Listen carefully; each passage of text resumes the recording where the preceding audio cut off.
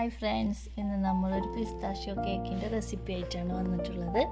ഒരു 1/2 kg പിസ്താഷ്യോയുടെ കേക്കിൻ്റെ recipe ആയിട്ടാണ് വന്നത്. അതിൽ 1/2 kg കേക്ക് സ്പഞ്ച് ഞാൻ ആദ്യം റെഡിയാക്കി വെച്ചിട്ടുണ്ടായിരുന്നു. കേക്ക് 3 ലെയറായിട്ട് കട്ട് ചെയ്തിട്ട് അതിൽ സിറപ്പ്, മിൽക്കിൻ്റെ ഒരു സിറപ്പാണ് കൊടുത്തിട്ടുള്ളത്. മിൽക്ക് മെയ്ഡും പിസ്തായുടെ എസെൻസും കൂടിയിട്ടുള്ളൊരു സിറപ്പ് ഉണ്ടാക്കി വെച്ചിട്ടുണ്ടായിരുന്നു. അത് ഫസ്റ്റ് ലെയറിൽ മിൽക്ക് നമ്മൾ വെറ്റ് ചെയ്തതിന് ശേഷം ക്രീം ആഡ് ചെയ്യുക. ക്രീമിൽ ഞാൻ പിസ്ത പൊടിച്ച് ചേർത്തതും മിൽക്ക് മെയ്ഡും കൂടിയിട്ട് ക്രീമാക്കി വെച്ചിട്ടുണ്ടായിരുന്നു. ഓരോ ലെയറും വെറ്റ് ചെയ്തതിന് ശേഷം ക്രീമും ആഡ് ചെയ്യുക. അതിനുശേഷം മിൽക്ക് മെയ്ഡും പിസ്ത പൊടിച്ചതും കൂടിയിട്ട് ഓരോ ലെയറും ഫിനിഷ് ചെയ്യുക.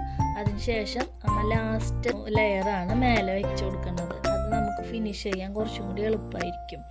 വെറ്റ് ചെയ്തതിന് ശേഷം ചെറിയൊരു ക്രം കോട്ട് കൊടുത്തിട്ട് ഒരു 10-15 മിനിറ്റ് ഫ്രിഡ്ജിൽ വയ്ക്കുക.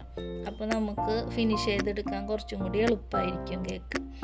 അതിനുശേഷം ഒരു 15 മിനിറ്റിന് ശേഷം ഞാൻ വീണ്ടും പുറത്തെടുത്തിട്ട് അതിലൊരു ഗ്രീനും ബ്ലൂവും 1 ഡ്രോപ്പ് വീതം ആഡ് ചെയ്തിട്ട് ചെറിയൊരു കളറ് ചെയ്തിട്ടുള്ളത്.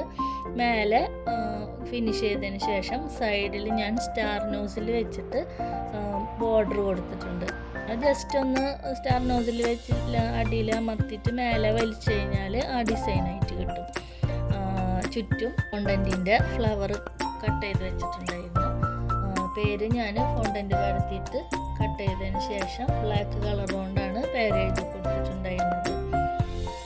ഇതാണ് കേക്കിൻ്റെ ഫൈനൽ ലുക്ക്. നിങ്ങൾക്ക് ഇഷ്ടപ്പെട്ടാൽ ലൈക്ക് ചെയ്യുക, സബ്സ്ക്രൈബ് ചെയ്യുക, കമൻറ്റ് ചെയ്യുക. Thanks for watching.